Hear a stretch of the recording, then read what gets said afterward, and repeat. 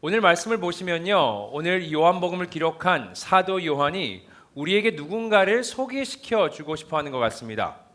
자, 보통 우리가 소개를 받으면 뭐부터 물어보죠? 이름부터 물어봅니다. 자, 이름이 어떻게 됩니까? 니고데모입니다. 니고데모, 이 이름이요, 참 좋은 의미를 가지고 있는 것 같습니다. 대부분 헬라어 단어가 그렇듯이 이 또한 합성어입니다. 니고, 니케, 바로 승리라는 의미고요. 참고로 여기서 따온 브랜드가 바로 우리가 잘 알고 있는 나이키입니다.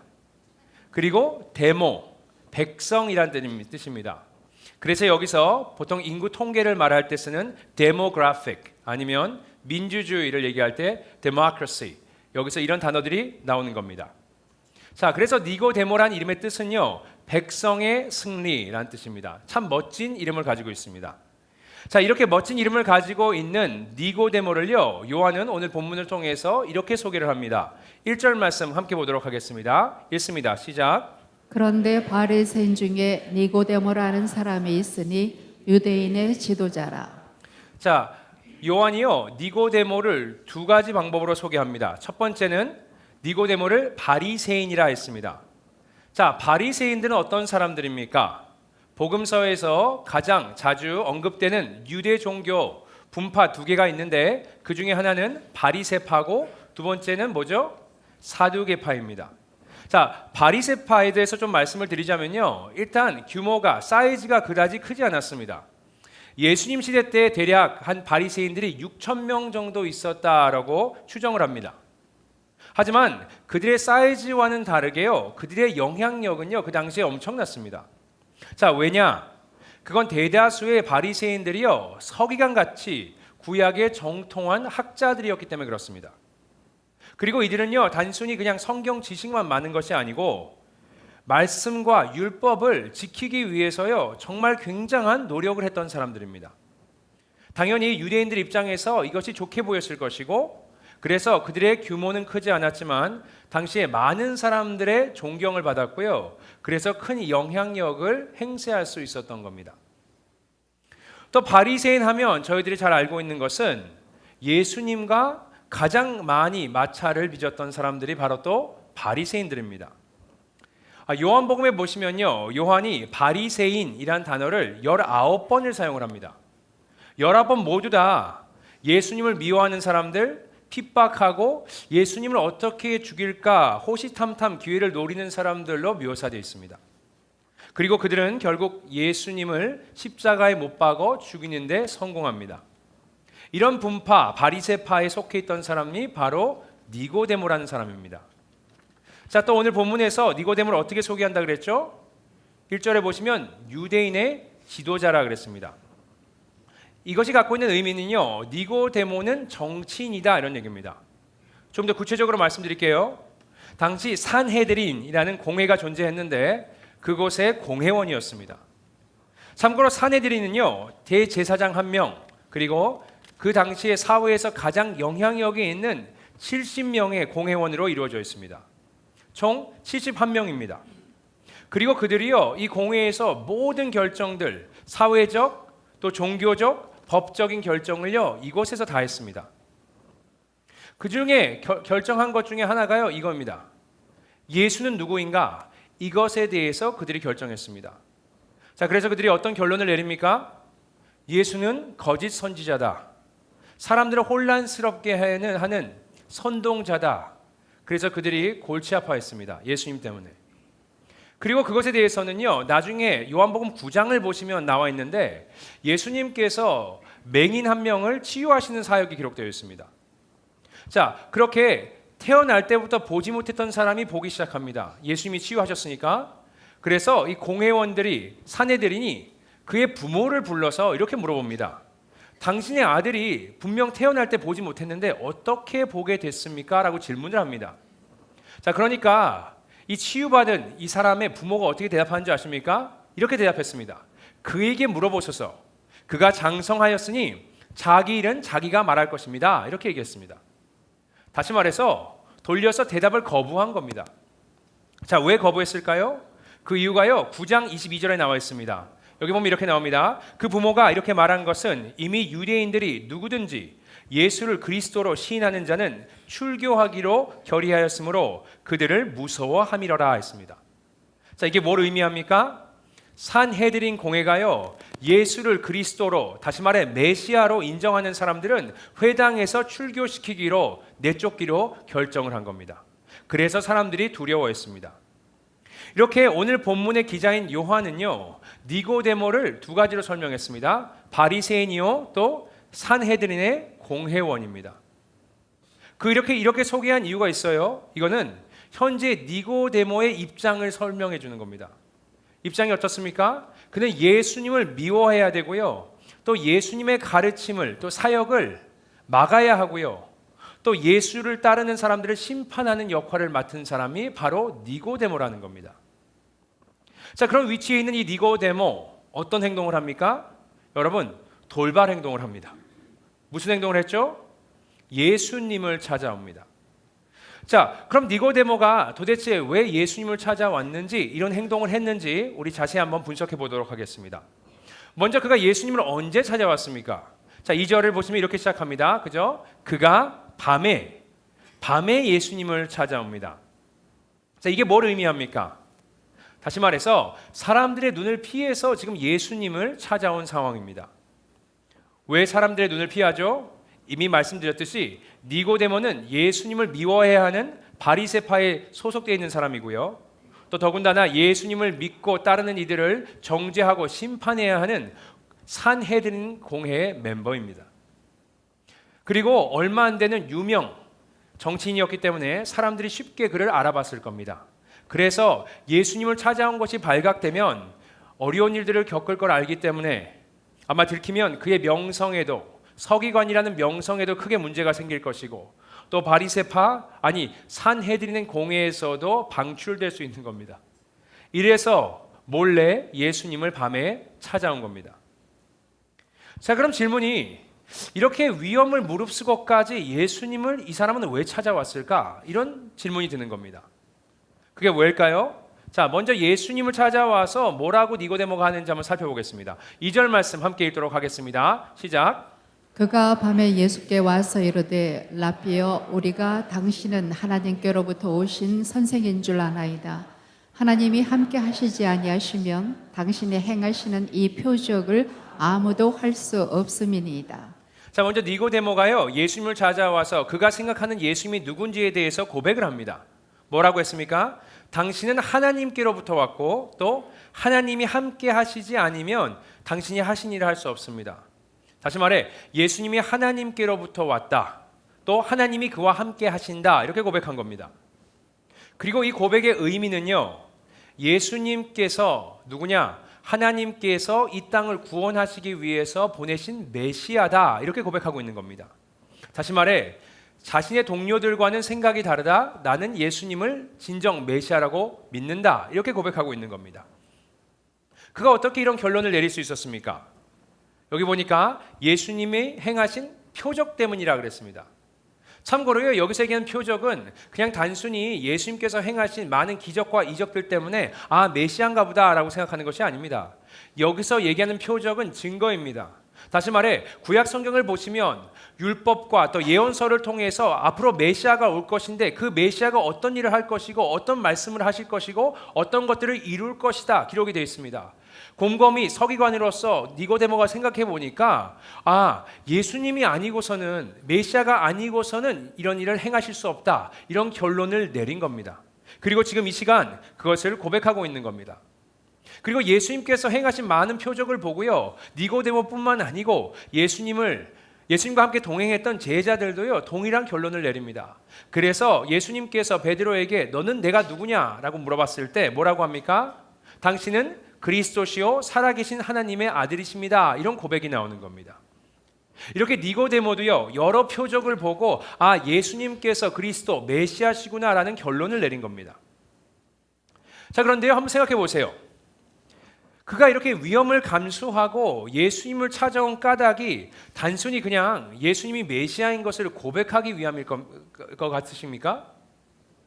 저 같으면요, 그렇게 하지 않을 것 같습니다.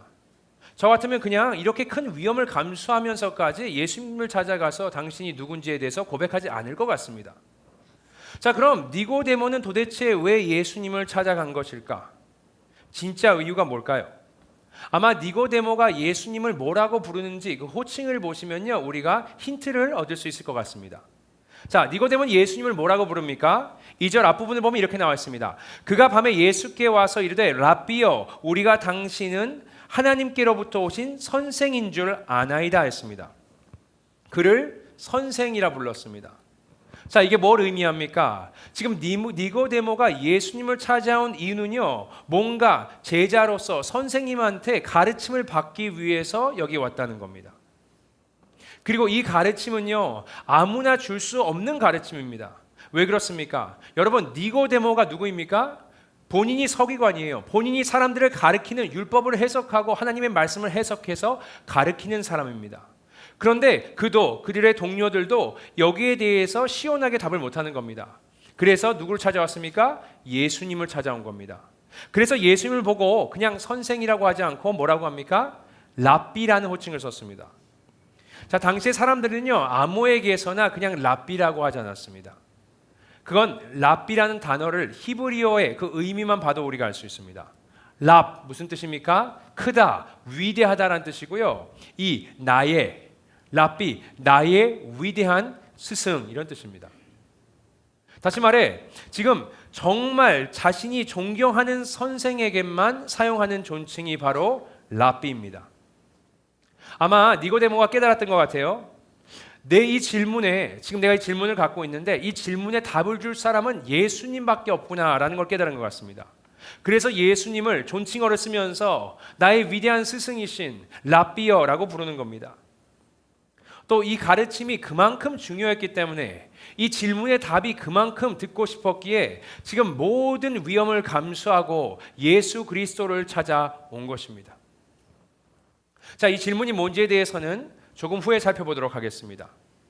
그리고 참고로 이 질문의 답이 중요하다고 생각하는 것은요, 단순히 니고데모 한 명의 이야기가 아닙니다. 또 누가 중요하다고 생각하죠? 예수님께서요, 중요하다고 생각하십니다. 자, 어떻게 할 수 있습니까? 그건 예수님께서 답변을 하시는데 어떻게 답변을 시작하는지를 보면 알 수 있습니다. 예수님께서 오늘 본문을 보시면요, 총 3번 말을 하세요. 3절에서 한 번, 5절에서 한 번, 또 11절에서 한 번입니다. 그런데 이렇게 총 3번을 이야기하실 때 시작이 동일합니다. 어떻게 시작하냐?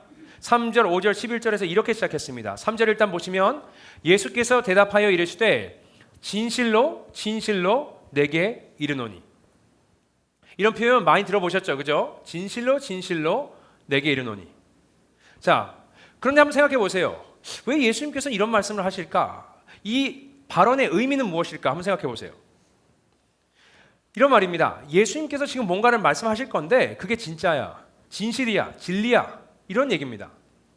그런데 이런 얘기를 왜 하실까요? 예수님께서 이 말을 안 하시고 말씀하시면 그건 가짜인가요? 그건 덜 진짜인가요? 왜 이런 말을 하시는 거죠? 여러분, 물론 그건 아니고요. 그렇다면 그 의미가 무엇이냐? 이 표현의 의미는 예수님이 지금 하실 말씀이 그만큼 더 특별하고 중요하다는 의미입니다. 그래서 집중하라는 거예요. 여러분께서 학교를 다니셨을 때, 그죠? 선생님이나 교수님께서 이제 수업을 하시잖아요. 그때 이럴 때가 있습니다. 여러분, 이거는 중요합니다. 이거 시험에 나와요. 그럼 어떻게 하시죠? 갑자기 딴짓하고 있는 애들이요, 갑자기 공책을 꺼내고 막 책을 뒤적거리면서 막 줄을 긋습니다. 막 형광펜을 빼서요, 막 줄을 긋고요, 거기 동그라미도 치고 별표도 합니다. 예? 그렇게 한다는 겁니다. 이게 무슨 의미입니까? 마찬가지로 지금 예수님께서 뭔가를 말씀하실 텐데 그게 그만큼 중요하므로 집중해서 잘 듣고 적으라는 겁니다.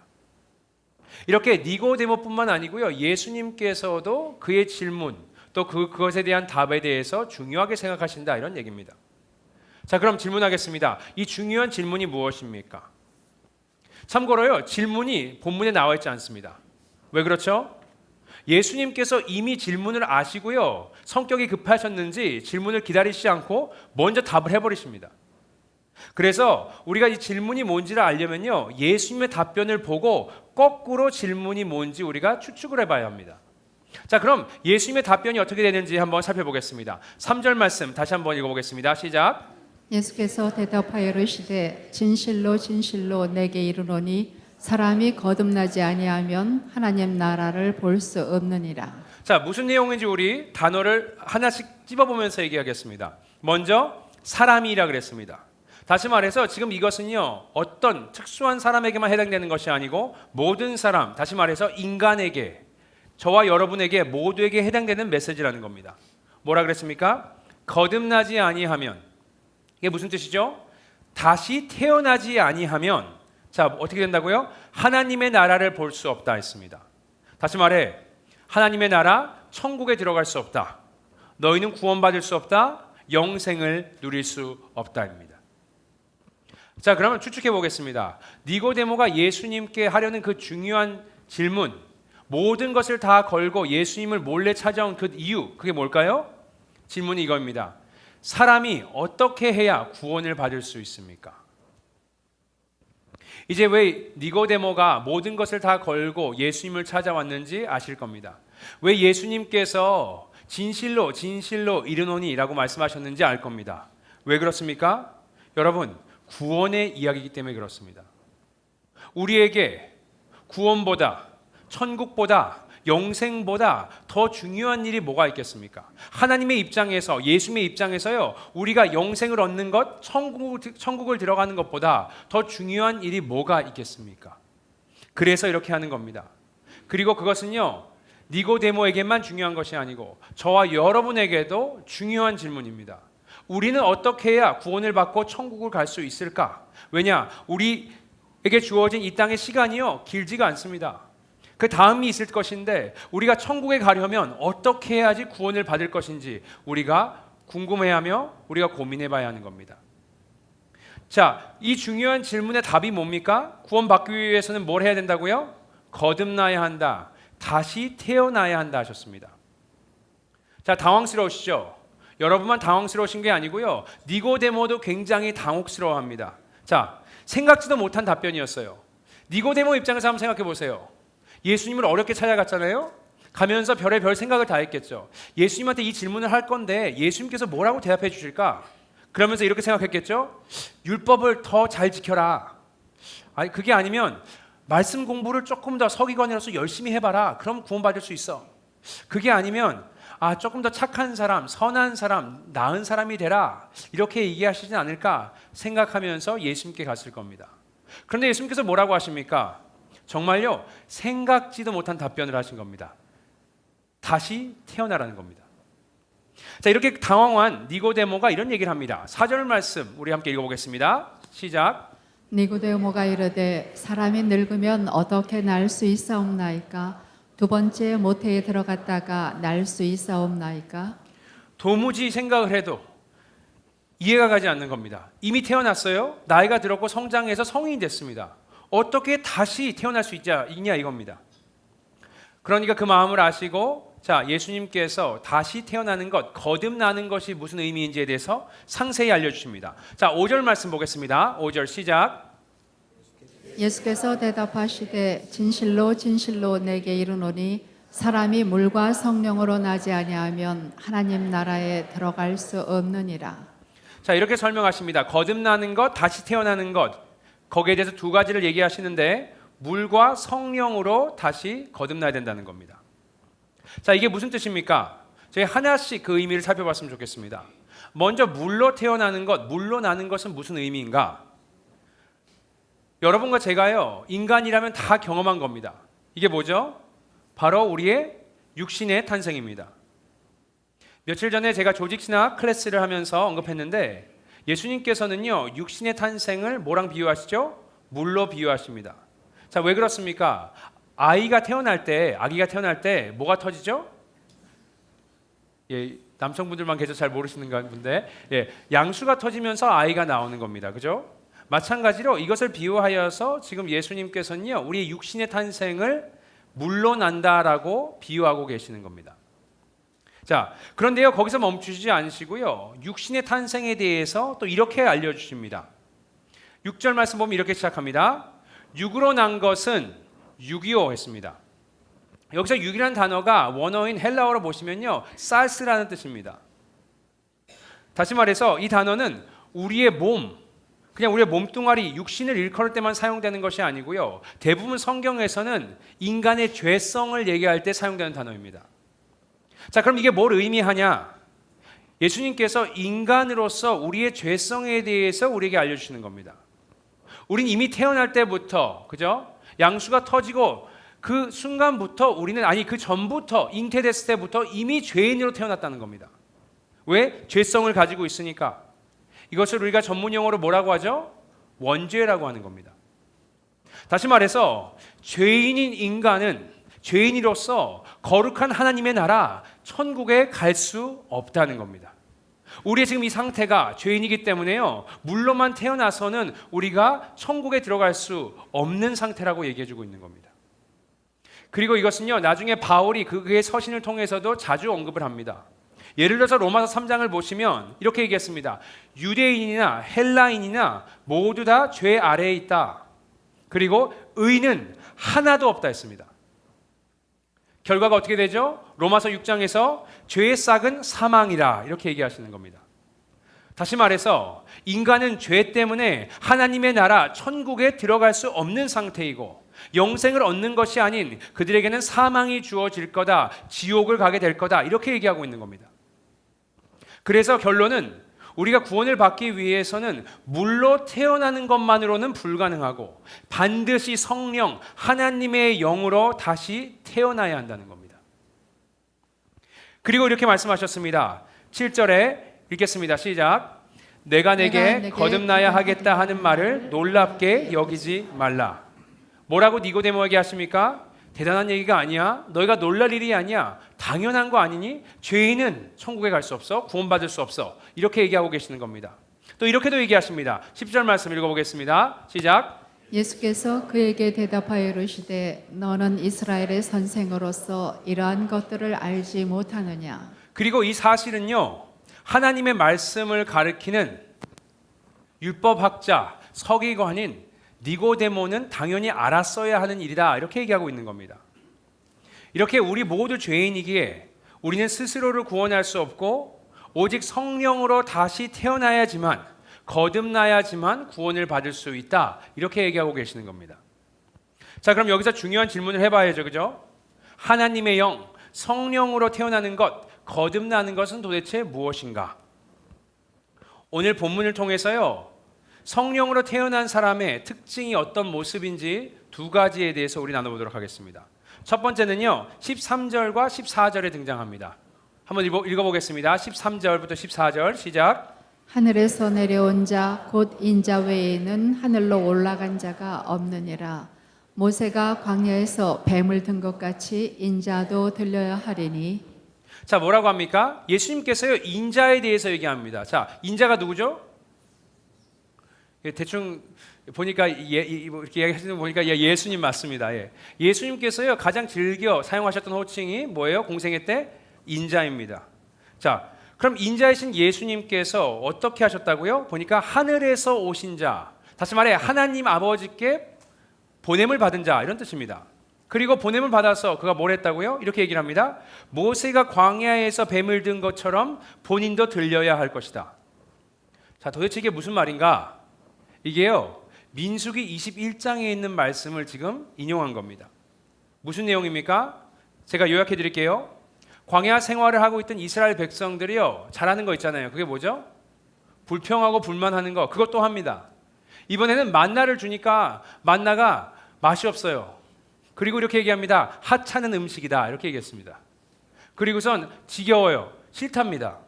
그렇게 불평을 하면서 하나님과 또 모세를 원망하기 시작합니다. 그러니까 하나님께서 참다 못해서 이제 노하셔서 그들을 심판하시는데 불뱀을 보내십니다. 그리고 불뱀에 물린 자들은 죽습니다. 자, 이렇게 사람들이 죽어나가니까 이들이 위기감을 느꼈겠죠, 그죠? 그러면서 회개하면서 모세를 찾아와서 잘못했다 합니다. 그리고 하나님께 어떻게 용서를 좀 구해봐달라고 부탁을 합니다. 그러니까 모세가 하나님께 그렇게 얘기하죠. 그랬더니 하나님께서 뭘 하라고 하십니까? 장대를 만들어서요, 거기 위에 뱀, 놋뱀을 두라고 하십니다. 그리고 그 장대 위에는 놋뱀을 바라보는 자들은요, 치유를 받고 구원을 얻는다, 이런 내용입니다. 그리고 그것이요, 이루어집니다. 그리고 이것은 앞으로 예수 그리스도가 하실 일들을 상징하는 사건입니다. 죄라는 독이 있어요. 병들어 죽어가고 있습니다. 그런 우리들이요, 장대에 달려있는 예수, 십자가에 달려있는 예수 그리스도를 보았을 때, 믿음으로 그를 보았을 때 어떻게 됩니까? 우리의 이 독이 우리의 죄의 사함을 받고요, 그리고 우리가 구원을 받을 수 있다는 겁니다. 그리고 또 뭐라고 합니까? 인자 외에는 하늘에 올라간 자가 없다 했습니다. 예수님께서 십자가의 죽음을 얘기하시는 것뿐만 아니고 죽으셔서 사후에 부활하셔서 하늘나라로 승천하시는 것까지 지금 여기서 예언을 하고 있는 겁니다. 그리고 그들에게 이렇게 얘기하십니다. 15절 말씀 읽어보겠습니다. 15절입니다. 시작. 이는 그를 믿는 자마다 영생을 얻게 하려 하심이니라 했습니다. 다시 말해 예수님께서 이 땅에 오셨고, 그리고 이 땅에서 완벽한 삶을 사시고 십자가에 우리 죄를 위해서 죽으신 것, 목숨을 내주신 것, 그 십자가 죽음의 능력을 믿고 그분이 부활하셨고 승천하신 것을 믿는 자들, 다시 말해 복음을 믿는 자들에게는 구원을 주시겠다고 하시는 겁니다. 이게 성령으로 난 자, 거듭난 자의 첫 번째 특징입니다. 특징이 뭐라고요? 이게 믿어지는 거예요. 예수님이 믿어지는 겁니다. 이 황당한 얘기죠, 그죠? 사람들한테 얘기하면 보지도 못한 걸 어떻게 믿습니까? 이것이 믿어지는 이유는요, 성령님께서, 내 안에 있는 성령님께서 그것이 믿어지게 만들어 주시는 겁니다. 그래서 성령으로 난 자, 거듭난 자는요, 예수님의 복음이 믿어지는 거예요. 자, 그리고 거기서 다가 아닙니다. 성령으로 난 자는요, 특징이 한 가지가 더 있습니다. 8절 말씀 읽어보겠습니다. 읽습니다. 시작. 바람이 임의로 불매 내가 그 소리는 들어도 어디서 와서 어디로 가는지 알지 못하나니 성령으로 난 사람도 다 그러하니라. 자, 성령을 뭐랑 비교합니까? 바람이랑 비교합니다. 참고로 헬라어로 바람과 성령은요, 동일한 단어입니다. 자, 바람의 특징이 뭡니까? 여기서 얘기하잖아요. 우리 마음대로 바람을 일으킬 수도 없고 우리가 바람을 그치게 할 수도 없습니다. 바람의 방향을요, 우리가 조종할 수, 컨트롤할 수 없습니다. 바람은 바람 마음대로 움직이는 겁니다. 자, 그럼 여기서 바람의 방향과 바람의 시작과 끝을 주관하시는 분은 누구죠? 누구 손에 달렸습니까? 하나님 손입니다. 오로지 하나님의 뜻으로 되는 겁니다. 그래서 성경을 보시면 마태복음 8장에 예수님께서요, 바람을 꾸짖으시고 또 바다를 잠잠하게 하시는 내용이 나와 있습니다. 자, 그것을 보고요, 제자들이 어떻게 반응합니까? 자, 마태복음 8장 27절 한번 읽어보겠습니다. 시작. 그 사람들이 놀랍게 이어가 이르되 이가 어떠한 사람이기에 바람과 바다도 순종하는가 하더라. 뭐라 그랬습니까? 이가 어떤 사람이기에 지금 이런 일을 하는가? 어떤 사람? 다시 말해 사람이 할 수 있는 일이 아니라는 겁니다. 오로지 누구만 할 수 있어요? 하나님만이. 그래서 그들이 놀라고 또 두려워했다라고 기록하는 겁니다. 예수님께서요, 오직 하나님께서만 할 수 있는 바람을 멈추시는 일을 하신 겁니다. 그리고 오늘 본문을 보니까 성령으로 난 자도 이와 비슷하다 그랬습니다. 더 이상 사람의 의지대로 내 육신이, 내 죄성이 원하는 대로 살아가는 것이 아니고 뭡니까? 하나님께서 원하시는 대로 나의 삶의 방향이 바뀌는 겁니다. 그분의 뜻에 따라 움직이는 겁니다. 바람이 하나님의 뜻대로 움직이듯이 성령을 받은 사람, 성령이 내 안에 사시는 사람들은요, 성령의 인도, 하나님의 인도를 받아 살아간다는 겁니다. 또 바람의 특징이 뭡니까? 아마 그 파워, 그 위력일 겁니다. 제가 방금 전에 마태복음 8장 말씀을 드렸어요. 자, 무슨 일이 벌어졌습니까? 바다에서 바람이 크게 치니까 파도가 높게 일으면서 지금 물이 막 지금 배 안으로 들어오고 있습니다. 그래서 주무시고 계시는 예수님을 제자들이 찾아왔어요. 자, 제자들이 어떤 사람입니까? 제자들의 대부분이요, 어부입니다. 바다에서 잔뼈가 굵은 사람들이에요. 숙련된 어부인데요, 그들이 예수님을 찾아와서 뭐라고 합니까? 두려워하며 이렇게 얘기했다 그랬습니다. 우리가 죽게 되었나이다. 다시 말해 이런 어부도요, 바람의 능력, 그 힘을요, 감당할 수가 없는 겁니다. 다시 말해 사람이 감당할 수 없는 능력이라는 거예요. 성령으로 난 자는요, 이와 마찬가지로 이런 능력이 생긴다는 거예요. 어떤 능력이 있어요? 여러분 속지 마세요. 우리는 죄를 이길 능력이 있습니다. 우리는 성령이 살아계시잖아요. 성령이 살아계신다는 것은 우리가 죄를 지배할 수 있는 능력이 있다는 겁니다. 물론 여러분 맞습니다. 저도 죄를 짓고요. 여러분도 죄를 짓습니다. 하나님의 말씀에 100% 순종할 수 없습니다. 죄인이니까요. 하지만 확실히 말씀드릴 것은 성령으로 다시 난 자는요, 죄는 지을 수 있어도 죄 안에 거할 수는 없습니다. 죄 안에 살 수 없어요. 왜? 우리 안에 성령이 계시니까요. 여러분, 성령이 무슨 뜻입니까? 거룩할 성자입니다. 거룩한 영입니다.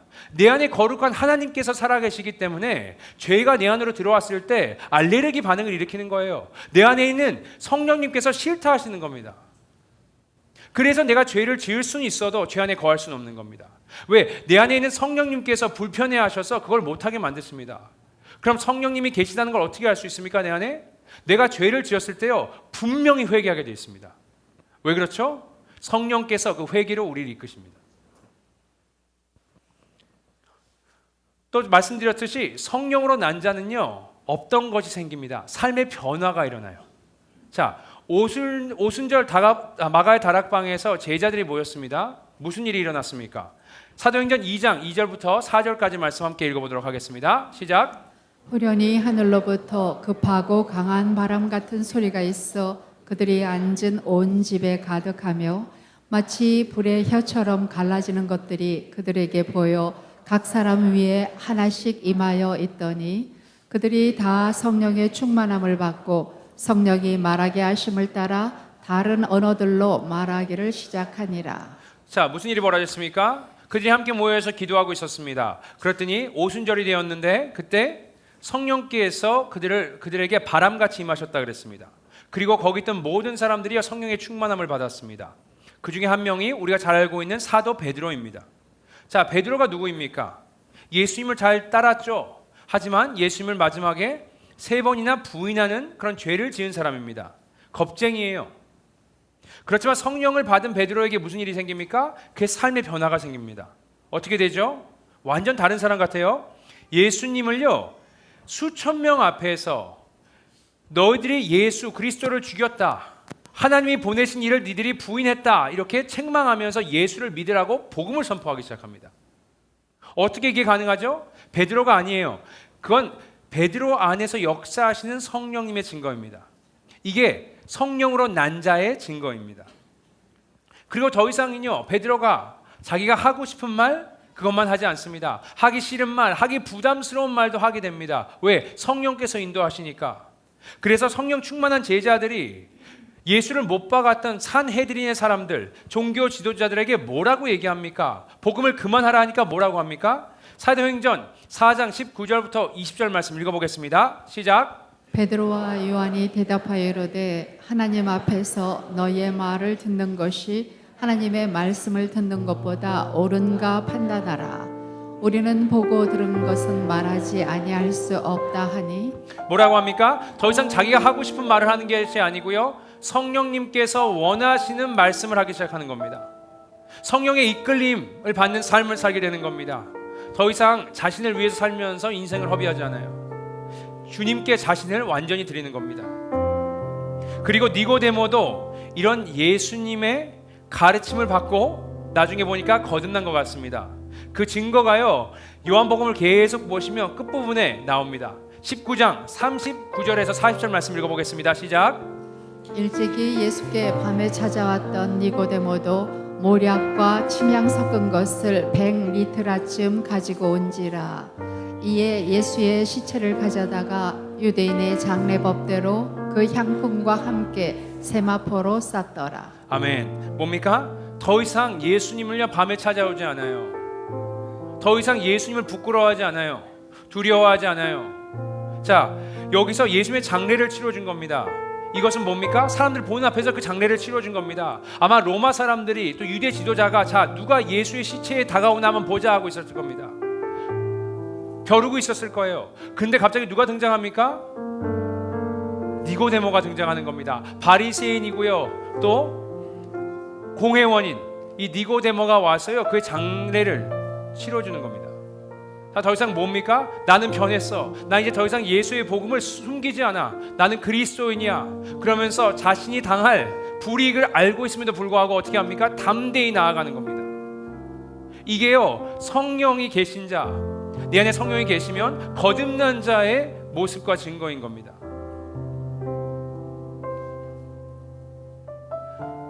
우리가 성령으로 거듭나게 되면요, 하나님의 아들이신 예수님께서 하신 일이 믿어지는 겁니다. 그런데 거기서 그치지 않고 그 믿음이 단순한 신념이나 정보가 아니고요, 우리의 삶을 움직이기 시작하는 겁니다. 성령께서는요, 우리 안에서 우리를 예수님을 믿게 할 뿐만 아니고 또 예수님께서 하신 일들을 믿어지게 할 뿐만 아니고 뭡니까? 내 안에 계셔서 매일매일 내 삶을 변하고 또 거듭나게 만든다는 겁니다. 매일매일 나를 바꾸세요. 매일매일. 우리의 삶이요, 이제 더 이상 내 육신에 나의 죄성에 따라 사는 것이 아니고 성령님의 이끌림을 받아 살게 돼 있다는 겁니다. 이게 거듭난 자, 성령으로 새로 태어난 자의 증거라는 겁니다. 다시 말씀드리지만 완벽하게 죄가 없는 삶을 살 수 있을 거라는 것이 아닙니다. 이건 불가능해요. 그런데 또 뭐가 불가능한 줄 아세요? 우리의 삶이 전혀 변화되지 않은 거, 이것도 불가능하다는 겁니다. 이렇게 성령님께서 우리를 매일매일마다 회개할 수 있도록 그것으로 이끄신다는 겁니다. 제가 전에도 말씀드린 것 같은데요, 우리가 정말 성령으로 난 자, 새로 태어난 자 어떻게 알 수 있습니까? 여러분, 여기서는 모릅니다. 교회에서는 몰라요. 저 여기 보니까 멀쩡해 보이잖아요, 그죠? 아니에요? 예, 멀쩡해 보이죠? 왜? 옳은 말만 하니까. 왜 옳은 말만 합니까? 성경 말씀만 하니까 옳아 보이죠? 하지만 제가 집에서 어떤 사람인지를 보면은 제가 성령이 함께 하시는지 아닌지 알 수 있는 겁니다. 아내한테 물어보면 알아요. 그래서 가끔은 두려움과 떨림으로 내 안에 있는 성령이 보여? 이렇게 질문할 수도 있습니다. 네, 여러분도요, 여러분의 집에 가서 아내한테, 자녀들한테 물어보시면요, 내 안에 성령이 살아계신 게 보여? 물어보세요. 내 성령이 내 삶을 바꾸는 거 보여? 죄 짓지? 잘못합니다. 우리가 아내에게, 자녀에게, 남편에게 잘못하죠. 하지만 내 안에 계시는 성령님, 나를 회개로 이끄시는 그 성령님의 모습이 여러 번 보여야 하는 겁니다. 이게 거듭난 자의 삶이고 증거입니다. 자, 여러분에게 좀 무거운 질문을 해보겠습니다. 여러분은 거듭나셨습니까? 성령으로 다시 태어나셨습니까? 여러분 구원 받으셨습니까? 이것은요, 우리의 말로 대답해야 되는 것이 아니고 우리의 삶으로 우리가 그 증거를 보여줘야 하는 겁니다. 제가 정확하게 기억나진 않지만 존 파이퍼 목사님이라는 분이 이런 말씀을 하신 게 기억이 났습니다. 이분이 이런 비슷한 말씀들을 하니까 사람들이 이렇게 얘기했나 봐요. 왜 사람들의 믿음을 계속 흔들세요? 이분이 뭐라고 대답하는 줄 아십니까? 흔들어 봐야, 그 믿음을 흔들어 봐야 그게 진짜인지 아닌지 알 수 있지. 제가 오늘 하고 있는 것은요, 여러분의 믿음을 한번 흔들어 보는 겁니다. 하나님의 말씀을 통해서. 성령님이 내 안에 진짜 계신지, 역사하고 계신지, 내가 거듭난 사람인지 흔들어 보고 있는 겁니다. 여러분, 죄송하지만 교회를 오래 나오셨다 그래서, 또 다른 타이틀을 갖고 계신다 그래서 목사이실 수도 있고 장로님들이실 수도 있고 여러분 집사님이실 수도 있습니다. 그런 타이틀로요, 내가 거듭나는 것이 아니고요, 뭡니까? 내 안에 내 삶이요 변화되어야 하는 겁니다. 여러분, 회개함으로 내가 나아가야 하는 겁니다. 그렇게 우리의 믿음 상태가 지금 어떤지 우리 한번 진지하게 고민하며 돌아보시기를 부탁드리겠습니다. 그래서 나의 믿음이 그냥 죽은 믿음 같아 보이는 가짜 믿음이 아니고 성령님의 인도함을 받는 살아 움직이는 진짜 믿음을 구하시고 또 누리시는 저와 여러분 되시기를 예수님의 이름으로 축복드립니다.